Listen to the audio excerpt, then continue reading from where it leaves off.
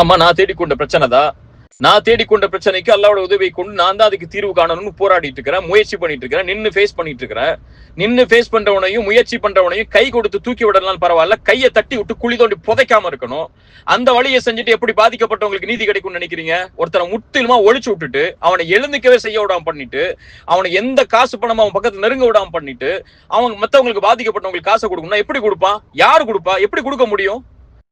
நீதியை நேர்மையா செயல்படுத்த விரும்புறவன கொஞ்சம் சறுக்கிட்டானா கை கொடுத்து மேல தூக்கி விடணும். அவனை முற்றிலுமா அழிக்கணும்னு நினைக்கக்கூடிய இந்த குணம் என்ன குணம்? என்ன உங்களுக்கு அப்படி என் மேல வைத்தறிச்சல்? உங்களுக்கு என்ன? உங்களுக்கு என் மேல பொறாம வந்துருச்சு? அப்படி என்ன? நீங்க ஒருத்தனை இப்படி ஒருத்தனை குழி தோண்டி புதைக்கணுங்கிற அளவுக்கு என்ன எண்ணம்? நான் உங்களுக்கு என்ன பண்ணிட்டேன்? அப்படி என்ன பண்ணிட்டேன் உங்களுக்கு? எவ்வளவு வன்மத்தை கக்குறீங்க? எல்லாரும் சொல்றாங்க உங்களுக்கு கீழேயே.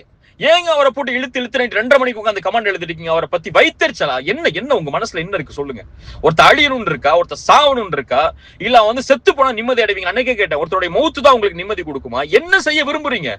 ஒருத்தர் காசை வாங்கியிருக்கா, வியாபார தொடர்பு நடந்திருக்கு, கடன் வாங்கியிருக்கா, அந்த கடனை திருப்பி கொடுக்குறான், வியாபாரத்துக்கு நஷ்டம் ஏற்படுச்சா அதை எப்படி சரி கட்டி அந்த காசை கொடுக்கணும்னு முயற்சி பண்றான். அதை செய்யறதுக்கு வழியை கொடுங்க.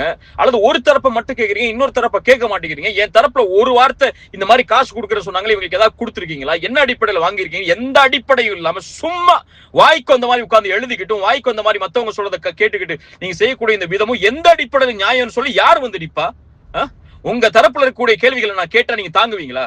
இவ்வளவு வருஷம் பொருளாதாரங்கிறீங்கல்ல, பொருளாதார குற்றச்சாட்டுங்கிறீங்கல்ல, எந்த அடிப்படையில் நடத்துறீங்க? சதக்கானு கலெக்ட் பண்ற காசெல்லாம் எங்க நீங்க ஒண்ணு சேர்க்கிறீங்க?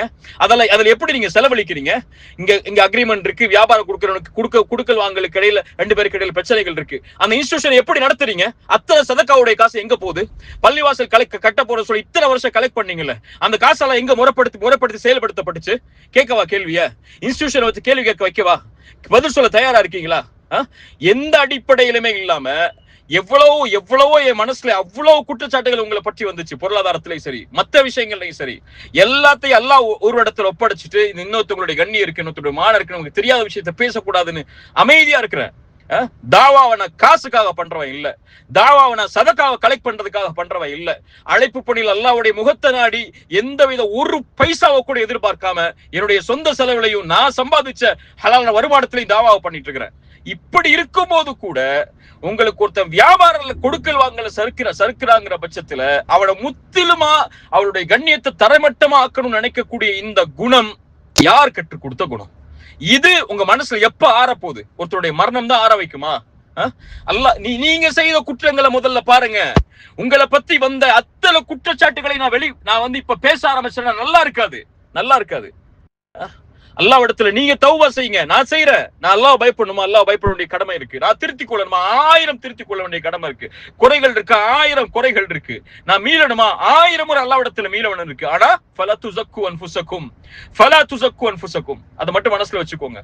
அல்லாஹ் ஒருவனுக்கு தான் தெரியும் அவனை யாரு பயப்படுறா, யார் எந்த பிரச்சனையில இருந்து மீள ஆசைப்படுறா, யார் அவனுடைய பாதையில மீண்டும் திரும்பி வர ஆசைப்படுறான்னு சொல்லி உங்களை திருத்திக் கொள்ளுங்க. நான் இவ்வளவு நாள் இவ்வளவு கண்ணியத்தோட இருந்தேன். ஆனா நீங்க இவ்வளவு கீழ்த்தரமா ஒரு மனிதனுடைய வாழ்க்கைய, ஒரு மனிதனுடைய குடும்பத்தை முற்றிலுமா தரைமட்டமா ஆக்கணுங்கிற எண்ணத்தை கொண்டு செயல்படுறீங்க தெரிஞ்சதுக்கு அப்புறம் இனிமே எப்படி அந்த கண்ணியத்தை உங்களுக்கு நான் கொடுக்க முடியும் எனக்கு தெரியல.